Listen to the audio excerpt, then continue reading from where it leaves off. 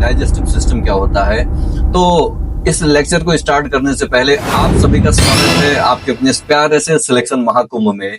तो अगर आप नए हैं तो जरूर इस चैनल को शेयर करें और सब्सक्राइब करें।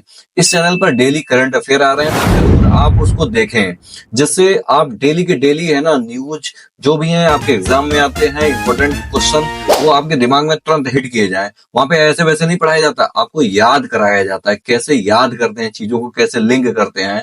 तो बहुत इंपॉर्टेंट लेक्चर हो रहा है करंट अफेयर का, ऐसा कहीं नहीं मिलेगा आपको।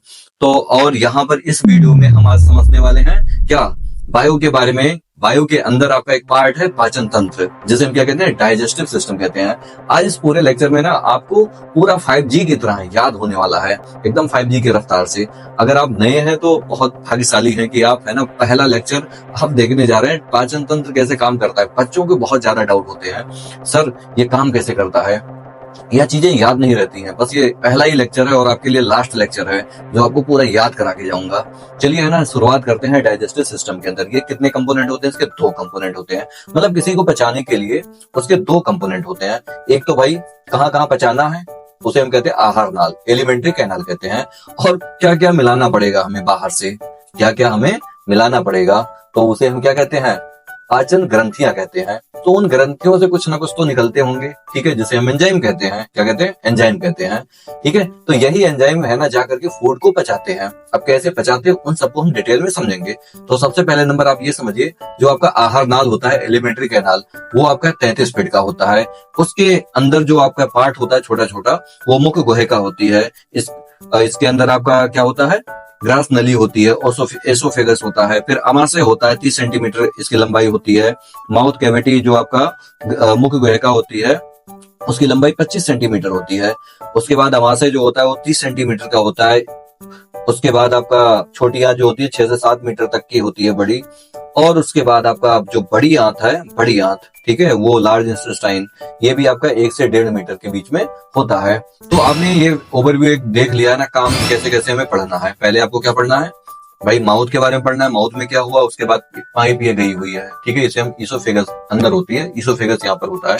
फिर वो आकर के कहाँ पे करती है, अमाशय में करती है। अमाशय से होते हुए, ठीक है, ड्यूडेनम से होते हुए वो छोटी आंत में आती है। छोटी आंत जाकर के खुलती है किसमें, बड़ी आंत में। तो बड़ी आंत से आपका वेस्ट मटेरियल बाहर निकाल दिया जाता है एनस के थ्रू। तो ये पूरी कहानी हमें समझनी है। तो धीरे धीरे करके एक एक चीजें आपको याद कराते हुए आगे बढ़ते हैं। देखिए, जब आप खाना खाते हैं, ठीक है, खाना खाते हैं तो खाना क्यों खाते हैं, क्योंकि आपको चाहिए, जब बॉडी की जरूरत है, बॉडी को जरूरत है। अब इस जरूरत को है ना पूरा करने के लिए हम बाहर से क्या करते हैं, खाना खाते हैं। खाने में 3 चीजें होती है, ध्यान रखना, कितनी चीजें होती है, 3। इन 3 चीजों के पीछे हम भागते रहते हैं। मतलब हम नहीं भागते, हमारी बॉडी भागती है, ठीक है। अब इसके बाद हम अगर अंदर हम समझे तो जैसे आपका जो फूड होता है ना, इसके अंदर होते हैं 3 लोग, कार्बोहाइड्रेट, प्रोटीन और वसा। कार्बोहाइड्रेट, प्रोटीन और वसा, आप भी बोलो 3 बार, कार्बोहाइड्रेट, वसा और प्रोटीन, या कार्बोहाइड्रेट, प्रोटीन और वसा। जिस तरह से मैं बता रहा हूँ वैसे समझते हुए जाना है। देखिए, जो आपके कार्बोहाइड्रेट होते हैं, जब आप खाना खाते हैं, कोई सा भी फूड खाते हैं, तो उसके अंदर ये तीनों चीजें होती हैं। मान लीजिए जब आपने खाना खाया, जब आप मुंह में चबाते हैं, ठीक है, तो खाना क्या होता है, मिक्स होता है। लार, उसमें लार निकलते हैं, लार मिक्स करते हैं। लार के अंदर एक ऐसा एंजाइम होता है, ठीक है, उसका नाम है टाइलिन। आप समझते हैं पहले एंजाइम क्या होते हैं। देखिए, जो एंजाइम होता है ना, ये जैसे डॉक्टर होते हैं भाई, डॉक्टर का काम क्या है, बीमारियों का इलाज करना। अब दांत वाला अलग होगा, माइंड वाला अलग होगा, हार्ट वाला अलग होगा, स्टमक वाला अलग होगा, पैर वाला अलग होगा, हड्डी वाला अलग होगा। तो ऐसे ही हमारे एंजाइम होते हैं। हर एंजाइम का काम क्या होता है, अलग अलग होता है, एक ही काम नहीं होता है। जैसे डॉक्टर का काम अलग अलग है, ठीक है, वैसे एंजाइम का काम भी क्या है, अलग अलग है। देखिए, जब हम खाना खाते हैं तो उसके अंदर क्या होते हैं, कार्बोहाइड्रेट होते हैं, प्रोटीन होते हैं और वसा होते हैं। तो सबसे पहले कार्बोहाइड्रेट आपका पचता है, कहाँ पे पचता है, माउथ में पचता है, ठीक है। तो जो लार निकलती है ना, तो लार के अंदर होता है लार ग्रंथियां, ठीक है। लार ग्रंथियों से निकलते हैं भाई, इनको इंग्लिश में कहते हैं सलाइवरी एमाइलेज। क्या कहते हैं, सलाइवरी एमाइलेज कहते हैं। इनके अंदर होते हैं एंजाइम, उस एंजाइम का नाम होता है टाइलिन। उस एंजाइम का क्या नाम होता है, टाइलिन। लार में कौन सी एंजाइम होती है, टाइलिन एंजाइम होती है, ध्यान रखना। ये क्या करती है, ये जो आपके स्टार्च होते हैं, स्टार्च, ठीक है, ये इसको हिंदी में कहते हैं मंड, ठीक है। इस स्टार्च को ये बदल देते हैं शर्करा में, ग्लूकोज में बदल देते हैं। किसमें बदलते हैं, ग्लूकोज में, या इसी को कहते हैं सरल शर्करा में बदल देते हैं। कई सारे नाम है, तो ध्यान रखना, अगर स्टार्च से कोई चीज बदल रही है ग्लूकोज में, तो वो कौन सा आपका एंजाइम होगा, बोलो, टाइलिन एंजाइम होगा। कौन सा एंजाइम होगा? Ptyalin enzyme. तो जो टाइलिन एंजाइम होता है ये किसको पचाता है? अरे बताओ ना, किसको पचाता है? कमेंट बॉक्स में छाप दो, किसको पचाता है? किसको बचाता है भाई? कार्बोहाइड्रेट को। किसको बचाता है? कार्बोहाइड्रेट को। लगभग पूरा नहीं पचता है, ठीक है। यहाँ पे 70% लगभग आपके कार्बोहाइड्रेट क्या होते हैं? पच जाते हैं। अब कहानी आगे बढ़ी, यहाँ से आपका फूड आगे बढ़ा, ठीक है। यहाँ पे आपका होता है इसोफेगस, ठीक है। कितने सेंटीमीटर का होता है आपका ये? अरे बताइए। 25 सेंटीमीटर का होता है, जिसे हम ग्रास नली कहते हैं। इसोफेगस कहो या ग्रास नली कहो।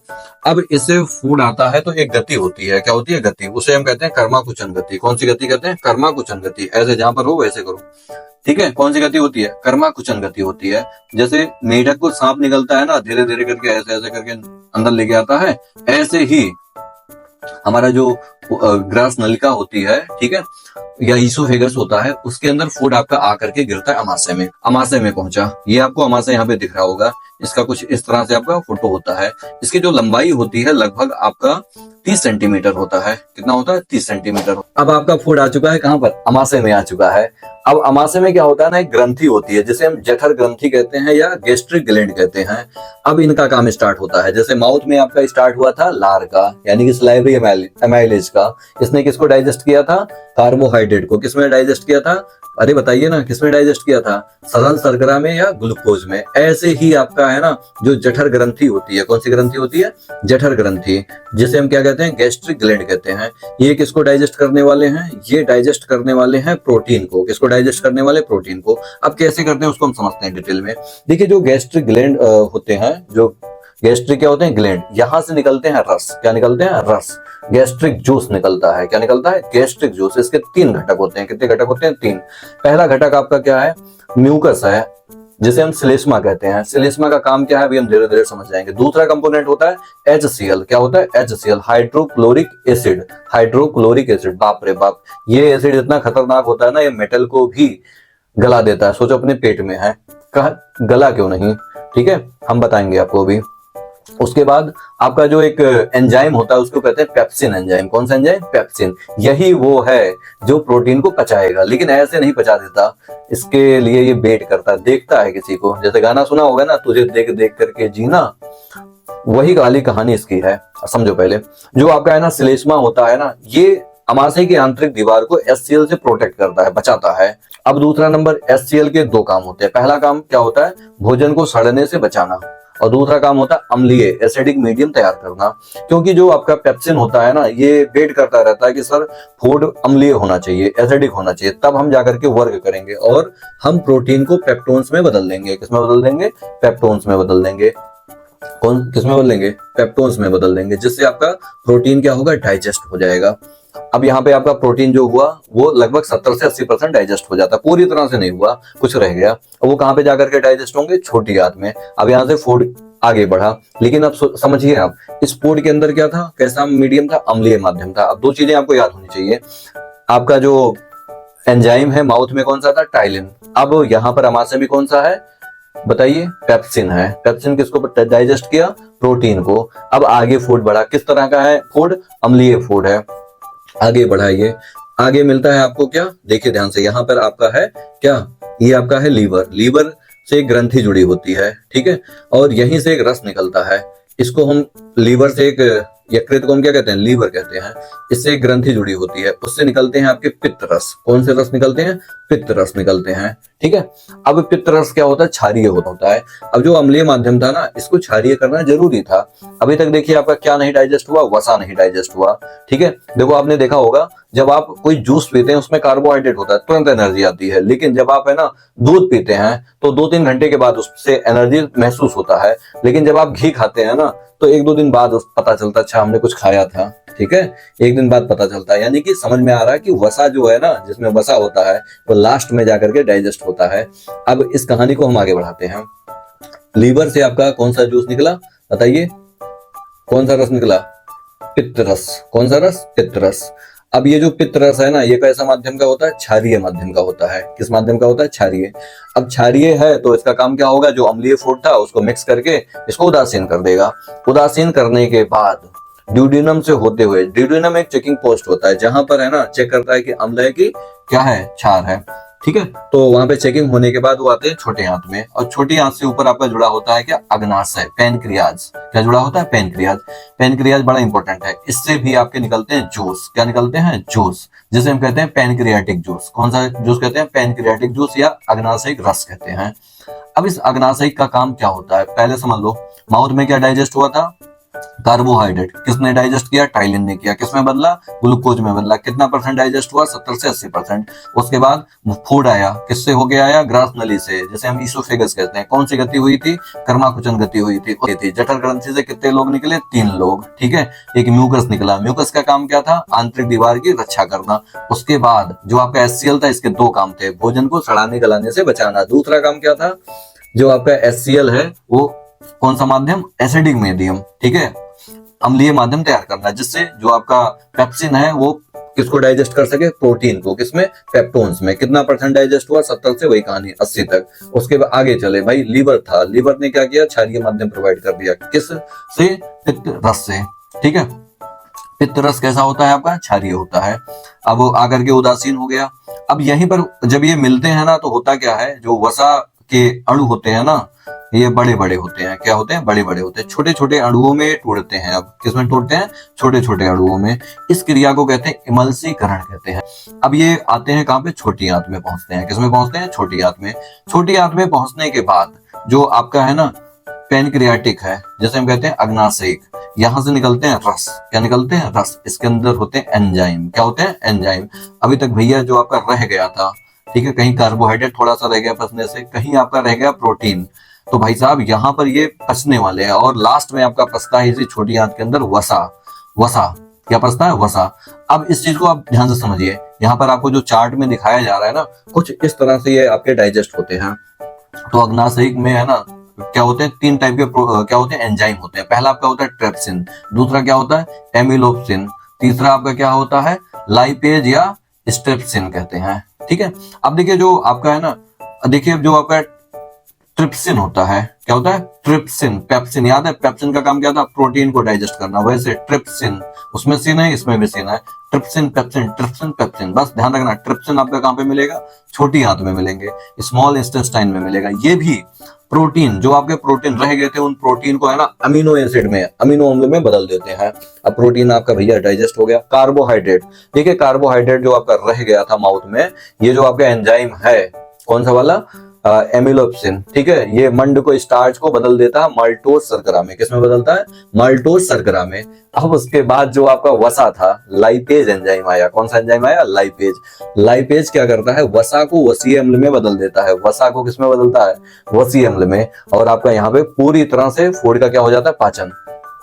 अब मैं आपको बता दूं, पोषण के जो चरण होते हैं ना, 5 होते हैं। कितने होते हैं, 5, ठीक है। इस 5 को समझ लेते हैं। पहले क्या करते हैं, फूड को हम खाते हैं। पहले फूड को क्या करते हैं, खाते हैं। और दूसरा क्या था, पाचन। अब उसके बाद है ना, यहाँ पे आपका जो छोटी आंत में फूड आया है, ठीक है, ये आपका हो गया क्या, पाचन हो गया। उसके बाद आपका होता है ये जो आपको दिख रहा है ना, ये आपका क्या है, बड़ी आंत है, ठीक है। बड़ी आंत में 2 चीज का क्या होता है, अवशोषण। एक पानी का होता है, एक लवण का होता है, सॉल्ट जिसे कहते हैं। तो यहाँ से आपका पानी और सॉल्ट क्या होता है, अवशोषण हो जाता है। बाकी जो वेस्ट मटेरियल होता है, इस एनस के थ्रू क्या कर दिया जाता है, बाहर कर दिया जाता है। अगर आपको ये वीडियो अच्छा लग रहा है तो जरूर आप इस वीडियो को शेयर करें और सब्सक्राइब करिए, है ना। और हम इसको आगे बढ़ाते हैं। देखिए पोषण के जो होते हैं ना, कितने चरण होते हैं, 5। कितने चरण होते हैं, 5। पहला चरण आपका क्या होता है, अंतर्ग्रहण, ठीक है, जिसे हम कहते हैं, क्या कहते हैं, इंजेक्शन। क्या कहते हैं, इंजेक्शन, ठीक है। दूसरा आपका क्या होता है, पाचन, डाइजेशन करना। तीसरा आपका क्या होता है, अवशोषण, एब्जॉर्प्शन करना, ठीक है। अभी छोटी आंत पे खाना आ चुका है फूड, अब कहाँ जाएगा उसको बता रहे हैं आपको। चौथा वाला स्टेप क्या होता है, एसिमिलेशन, स्वांगीकरण कहते हैं। चौथा 5वां वाला जो स्टेप होता है आपका, बहिक्षेपण होता है, ठीक है, एजेशन, बाहर निकाल देते हैं उसको, वेस्ट मटेरियल को। पहला आपका पाचन था, दूसरा आपका क्या है, पहला आपका क्या था, अंतर्ग्रहण, दूसरा आपका क्या है, पाचन है, तीसरा क्या है, अवशोषण है, चौथा आपका क्या है, स्वांगीकरण है, 5वां आपका क्या है, बहिक्षेपण। इसी को हम कहते हैं इंजेक्शन, ठीक है, डाइजेशन, एब्जॉर्प्शन, एसिमिलेशन और एजेशन, बाहर गया, ठीक है। तो अभी तक हमारा फूड, पहला नंबर बताइए, पहले फूड कहाँ डाइजेस्ट हुआ, माउथ में। जिससे देखो, जब माउथ में है ना, कार्बोहाइड्रेट से हमें ऊर्जा मिलती है। यही वजह है, जब आप जूस पीते हैं ना, तुरंत एनर्जी आती है, क्योंकि कार्बोहाइड्रेट वहीं पे डाइजेस्ट हुआ, तुरंत हमें एनर्जी मिल गई। प्रोटीन से पहले नहीं मिलती है, ठीक है। और अब आगे समझते हैं। तो ये तो समझ में आ गया ना। तो आपका जो कार्बोहाइड्रेट था, प्रोटीन था, वसा था, सब पूरी तरह से कहां पे पच जाते हैं, छोटी आंत में। अब इनका क्या होता है, इनको उठा उठा करके है ना ट्रक में लादा जाता है, ठीक है, मतलब अवशोषित किया जाता है, इनको लाद दिया जाता है। किससे अवशोषित होते हैं, बिली नामक स्ट्रक्चर होता है, देखिए अंगुली की तरह स्ट्रक्चर इनका दिखाई दे रहा है। इसी से क्या होता है ना, ये अपने ऐसे पंजे को फैलाते हैं, इनका सतही क्षेत्रफल बढ़ जाता है, जो सरफेस एरिया होता है बढ़ जाता है, ज्यादा से ज्यादा ये फूड को क्या कर सकते हैं, एब्जॉर्ब कर सकते हैं। एब्जॉर्ब करना ही आपका क्या होता है, ट्रक पर लाद दिया गया। अब होता क्या, वहीं पर लगे होते हैं तमाम सारे है ना ले जाने वाले, प्रोटीन को ले जाने वाले, कार्बोहाइड्रेट को ले जाने वाले है ना, और वसा को ले जाने वाले लोग, ठीक है। अब इनको हर सेल तक पहुंचा दिया जाता है। अब भाई सेल के अंदर आपको पहुंचा दिया जाएगा ग्लूकोज को, क्योंकि उस ग्लूकोज को शोषण करना होता है। क्या करना होता है, शोषण। जब ग्लूकोज फटता है ना और वो एटीपी में स्टोर होता है, तो वही प्रोसेस आपका क्या कहलाता है, शोषण कहलाती है। क्या कहलाती है, शोषण। तो इसको हम किसी दूसरे लेक्चर में कवर करेंगे, बट आपको कहानी समझ में आनी चाहिए, ठीक है। पहले हमने खाना खाया, खाने को पहले डाइजेस्ट किया, अलग अलग ग्रंथियां थी। चलिए फटाफट बताइए कमेंट में, मैं पूछ रहा हूं, बताओ माउथ में क्या डाइजेस्ट होता है, कार्बोहाइड्रेट। बताइए अमाशय में क्या डाइजेस्ट हुआ, प्रोटीन। और छोटी आंत में क्या डाइजेस्ट हुआ, तीनों लोग, ठीक है। वसा भी डाइजेस्ट हुआ, कार्बोहाइड्रेट भी हुआ, प्रोटीन भी, लेकिन वसा किस में बदला, वसीय अम्ल में। इसके एंजाइम कौन से थे, लाइपेज एंजाइम था। यहां तक ये जो कहानी है, इसके बाद ही आपका स्टार्ट होता है शोषण। तो अभी तक आपने जो इस लेक्चर में देखा, ये पूरा पाचन का पार्ट था। आई होप आपको समझ में आया होगा। तो आप जरूर कमेंट बॉक्स में है ना कमेंट करके बताएं आपको कैसा लगा। और बाकी डेली आपके करंट अफेयर आ रहे हैं, तो जरूर आप इसको देखें और ज्यादा से ज्यादा चीजों को है ना समझें। आपको उसमें है ना पूरा याद करा दिया जाता है, जैसे आज इसमें बताया गया ना, सारी चीजें याद हो गई, वैसे ही उसमें आपको याद करा दिया जाएगा। चलिए मिलते हैं अगले एक नए लेक्चर में, जिसका हमारा पार्ट होगा श्वसन, ठीक है। तो मिलते हैं अगले लेक्चर में। खुश रहिए, मस्त रहिए, पढ़ते रहिए।